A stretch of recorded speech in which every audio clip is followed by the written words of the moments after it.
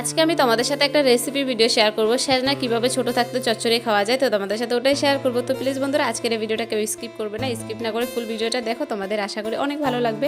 আর কে কোথায় থেকে আমার ভিডিওটা দেখছো অবশ্যই ছোট করে একটা করে কমেন্টে জানিয়ে যাও। তো দেখতে পাচ্ছ সেজনাগুলোকে ভালো মতন কেটে দিয়েছিল মা। তো তারপরে এখানে পেঁয়াজ কুচি সব কিছুই রয়েছে। তো তার মধ্যে দিয়েছিলাম লবণ, তারপরে হলুদ গুঁড়ো, লঙ্কা গুঁড়ো সব কিছু দিয়ে ভালো মতন এটাকে মেখে নিতে হবে।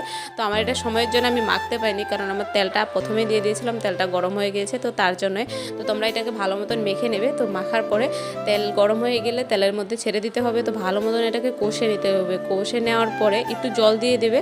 তো জল পরিমাণ মতন অল্প জল দেবে, আমার এখানে জলটা একটু বেশি পড়ে গিয়েছে।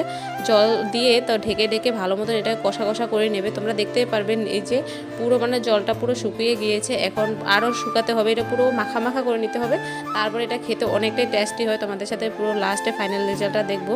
তো অবশ্যই তোমাদের আজকের এই ভিডিওটা কেমন লেগেছে বা রেসিপি ভিডিওটা কেমন লেগেছে অবশ্যই কমেন্টে জানাতে ভুলবে না। তো তোমাদের সাথে নেক্সট ভিডিওতে আরও কিছু শেয়ার করবো। তো দেখতেই পাচ্ছ পুরো ফাইনাল রেজাল্টটা অনেকটা দারুণ এসেছে না।